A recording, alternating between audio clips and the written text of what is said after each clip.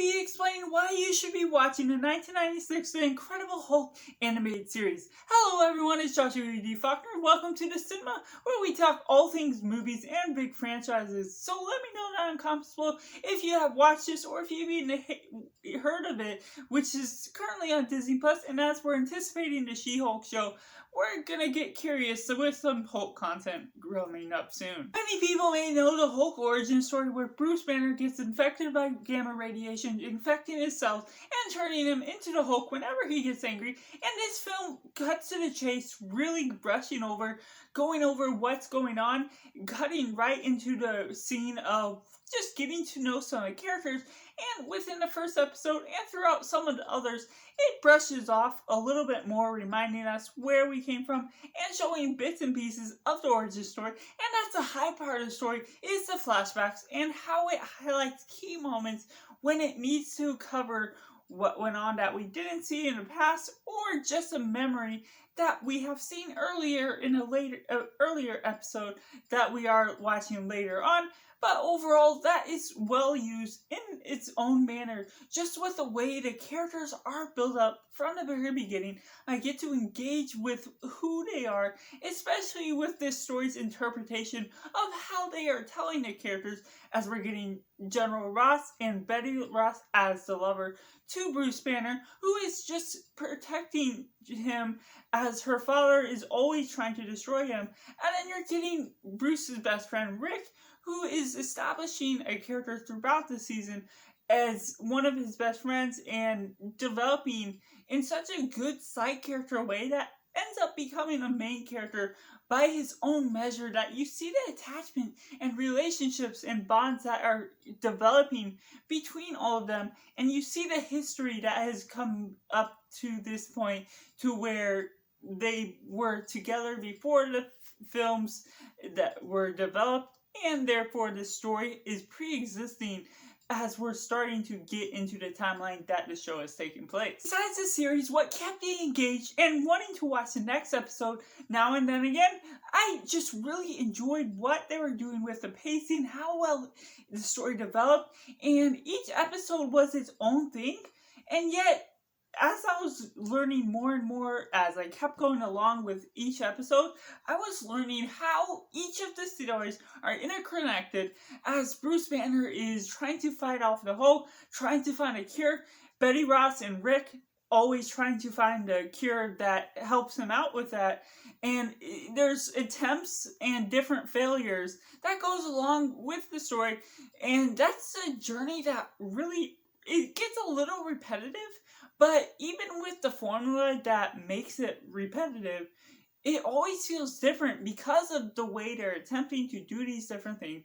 It's not like they're trying to cure him in every episode, because they're giving some time for it to develop. He's going to all these different locations. And that's the fun part about this season as well, is each episode contains a different villain or even a different side character or cameo type of character that's from different franchises: Iron Man, Fantastic Beasts, Ghost Rider, and that's just to name a few. That you get some fun adventures that you are characters that are more familiar today, maybe not so much back then, but more familiar in the MCU today.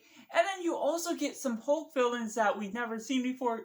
Gargoyle, the leader, being the main one of this whole series, but also Wendigo and just all these other characters that develop such a strong Hulk season, that focusing in on Bruce Banner's division between him, the Man, and the Hulk is developing such a strong theme of what it means to be the monster, what the weight he is bearing on his shoulders by being the Hulk, and the division between Man and Beast, and all the perspectives you get between Betty Ross, who loves him and sees the good in him, and also his best friend, but then the city that's scared of him throughout the whole world and just the country, but also just the father of Betty Ross is always doing his own means to protect his daughter, but is ignorant to how well the Hulk means to her, but also how well the Hulk is really connecting her to her still in the way that he's always attached to her, always rescuing her, when to her father's eyes, it's just always looking like he's attacking cities and attacking his daughter, which in one sense he is, but there's still a controlled mindset that the Hulk in his own entity contains that really builds upon this character that's separate than the Bruce Banner character, that together the Man versus Beast becomes that much more of a compelling character that we do not get within the MCU itself. And just within 13 episodes, 23 minutes each, roughly, it really sold me on the character, and I'll always just really connecting to what was going on. And while a lot of the episodes could have been longer in their own means, they felt just like they had enough information to provide the episode length, and the pacing was well done, and it was surpassing through a lot of the villains rather quickly. It's not a whole length movie for each one, but that's what makes it a special treat, is getting these different things. And while some episodes feel similar to the last, it still engages you by giving you a different villain or a different hero that really changes the dynamic to the characters and the relationships within each other, as you're getting different scientists like Tony Stark or just the Fantastic Beasts that are just trying to change him back into splitting the Hulk and Bruce Banner. And that's a journey that I won't spoil what goes on in the end or any other further details that goes on between the battle that evolves throughout this series. But overall, I highly enjoy it.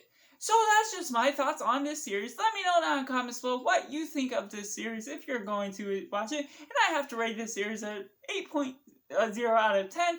And let me know down in the comments below if this has engaged you and you're interested in finally watching it. Thank you for watching. Bye for now.